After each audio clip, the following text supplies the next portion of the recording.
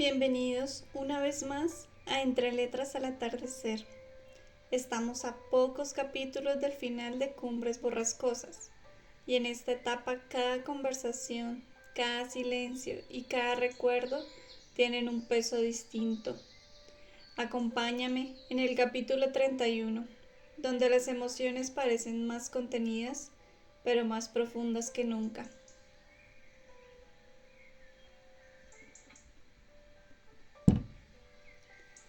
Capítulo 31. Ayer hizo un día despejado, frío y sereno.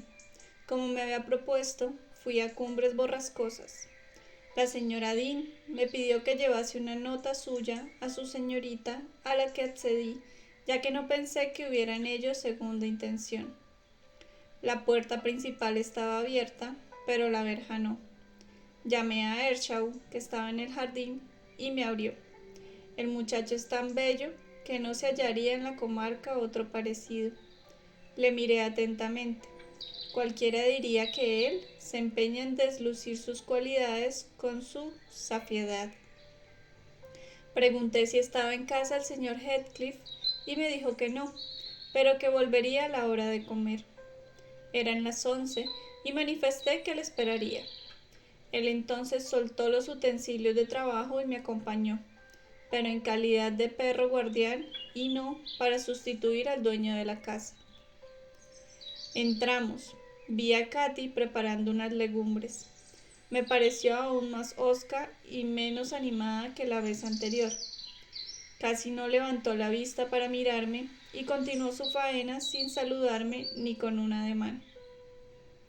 No veo que sea tan afable, reflexioné yo, como se empeña en hacérmelo creer la señora Dean. Una beldad, sí lo es, pero un ángel, no. Hareton le dijo con aspereza que se llevase sus cosas a la cocina.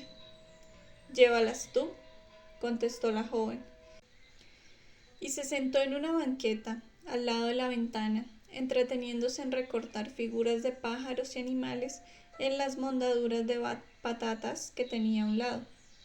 Yo me aproximé con el pretexto de contemplar el jardín y dejé caer en su falda la nota de la señora Dean.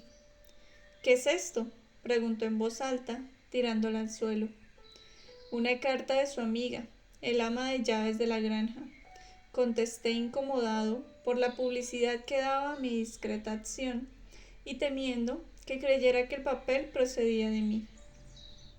Entonces fue a cogerla, pero ya Hareton se había adelantado, guardándosela en el bolsillo del chaleco y diciendo que primero había de examinarla el señor Heathcliff. Katy volvió la cara silenciosamente, sacó un pañuelo y se lo llevó a los ojos. Su primo luchó un momento contra sus buenos instintos y al fin sacó la carta y se la tiró con un ademán lo más despreciativo que pudo. Katy la recogió y la leyó. Me hizo algunas preguntas sobre los habitantes, tanto personas como animales de la granja, y al fin murmuró como si estuviera hablando consigo misma. «Cuánto me gustaría ir montada en Minnie. Cuánto me gustaría subir allá. Estoy fatigada y hastiada, Hareton». Apoyó su linda cabeza en el alféizar de la ventana y dejó escapar, no sé si un bostezo o un suspiro, sin preocuparse de si la mirábamos o no. «Señora Heathcliff», dije al cabo de un rato, «usted cree que yo no la conozco y sin embargo creo conocerla profundamente. Así que me extraña que no me hable usted. La señora Dean no se cansa de alabarla y sufrirá una desilusión si me vuelvo sin llevarle más noticias suyas que las que no ha dicho nada sobre su carta». Me preguntó asombrada. «¿Elena le estima mucho a usted?» «Mucho», balbuceé. «Pues entonces dígale que le contestaría gustosamente, pero no tengo con qué. Ni siquiera poseo un libro del que poder arrancar una hoja». «¿Y cómo puede usted vivir aquí sin libros?», dije. «Yo que tengo una abundante biblioteca, me aburro en la granja, así que sin ellos debe ser desesperante la vida aquí». «Antes yo tenía libros y me pasaba el día leyendo», me contestó. pero como el señor Heathcliff no lee nunca, se le antojó destruirlos. Hace varias semanas que no veo ni sombra de ellos. Una vez revolví los libros teológicos de José con gran indignación de éste, y otra vez, Hareton, encontré un almacén de ellos en tu cuarto. Tomos latinos y griegos, cuentos y poesías, todos antiguos conocidos míos. Me los traje aquí y tú me los has robado, como las urracas, por el gusto de hurtar, ya que no puedes sacar partido de ellos. Hasta puede que aconsejaras al señor Heathcliff por envidia que me arrebatase mis tesoros, pero la mayor parte de ellos los retengo en la memoria, y de eso sí que no podéis privarme. Hareton, sonrojándose cuando su prima reveló el robo de sus riquezas literarias, desmintió enérgicamente sus acusaciones. Quizá el señor Hareton sienta deseos de emular su saber, señora, dije yo, acudiendo en socorro del joven, y se prepara a ser un sabio dentro de algunos años mediante la lectura. Sí, y que mientras me embrutezca yo, alegó Catalina. Es verdad, a veces le oigo cuando intenta deletrear y dice cada tontería. ¿Por qué no repites aquel disparate que dijiste ayer? Me di cuenta de cuando apelabas al diccionario para comprender de lo que se trataba aquella palabra, y te oí renegar y maldecir cuando no comprendiste nada. Noté que el joven pensaba que era injusto burlarse de su ignorancia y a la vez de sus intentos de rectificarla. Yo compartí su sentimiento y, recordando lo que me contara la señora Dean sobre el primer intento de Hareton para disipar las brumas en que le habían educado, comenté: todos hemos tenido que empezar alguna vez, señora, y todos hemos tropezado en el umbral del saber. Si entonces nuestros maestros se hubiesen burlado de nosotros, aún seguiríamos dando tropezones. Yo no me propongo limitar su derecho a instruirse, repuso ella, pero él no tiene derecho a apoderarse de lo que me pertenece y a profanarlo con sus errores y sus disparates de pronunciación. Mis libros de verso y de prosa eran sagrados para mí, porque me recordaban muchas cosas, y me es odioso verlos mancillados cuando los repite. Además, ha elegido para aprender mis obras favoritas, como si lo hiciera a propósito para molestarme. Por unos instantes, el pecho de Hareton se agitó en silencio. Estaba colérico y mortificado, y le costó mucho dominarse. Yo me puse en pie y me asomé a la puerta.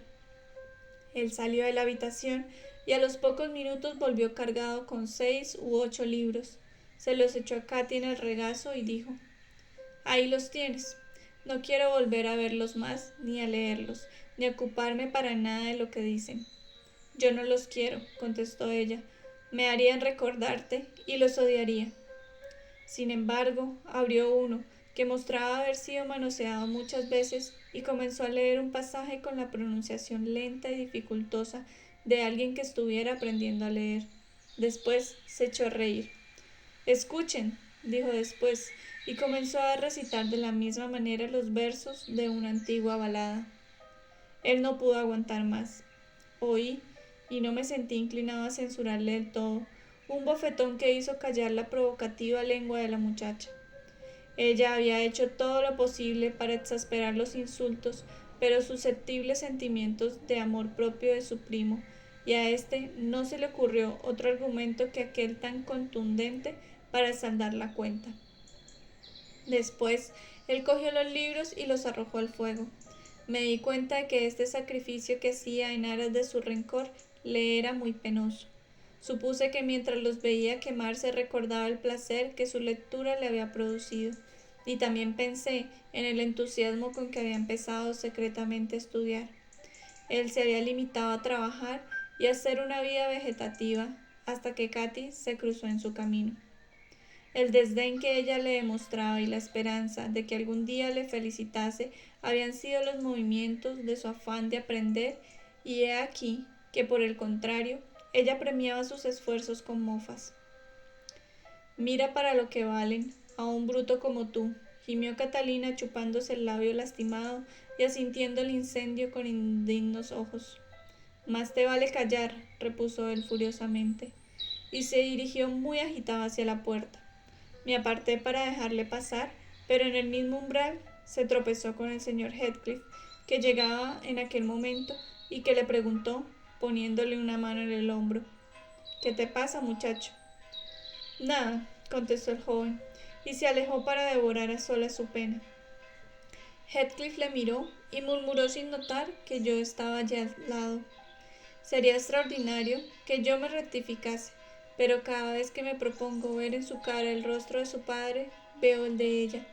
Me es insoportable mirarle. Bajó la vista y entró. Estaba pensativo.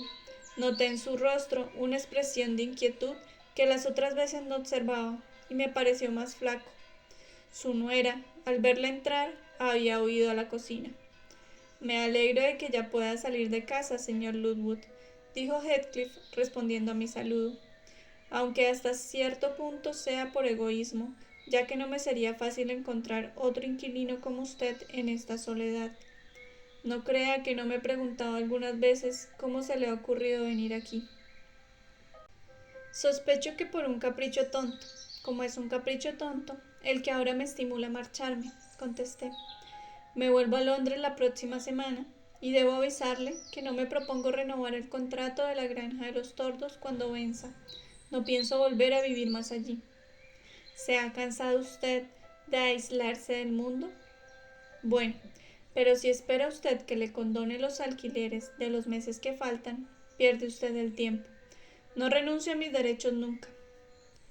«No he venido a pedirle que renuncie a nada», respondí molesto, y sacando la cartera del bolsillo agregué: «Si quiere, liquidaremos ahora mismo».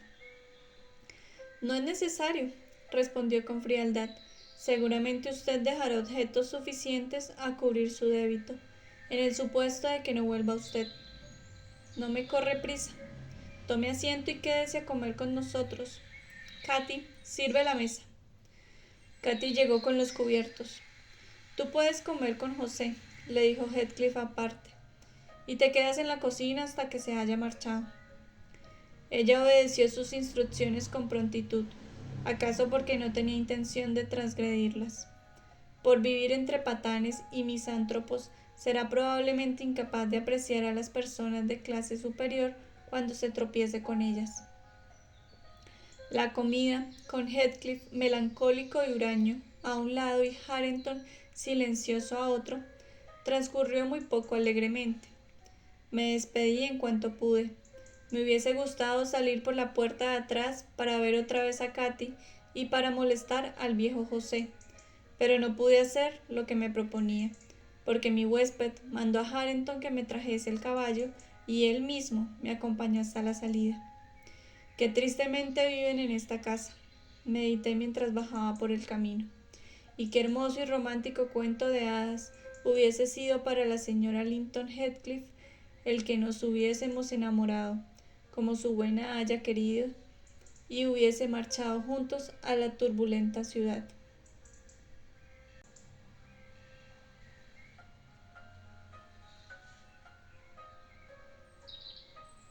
Así termina este capítulo, y ya sentimos que el desenlace está cada vez más cerca. Las tensiones acumuladas, las heridas del pasado y las decisiones tomadas nos conducen hacia el cierre definitivo de esta historia inolvidable. Si has llegado hasta aquí conmigo, te invito a suscribirte y activar las notificaciones para no perderte los últimos capítulos. Nos encontramos muy pronto, aquí, entre letras, al atardecer.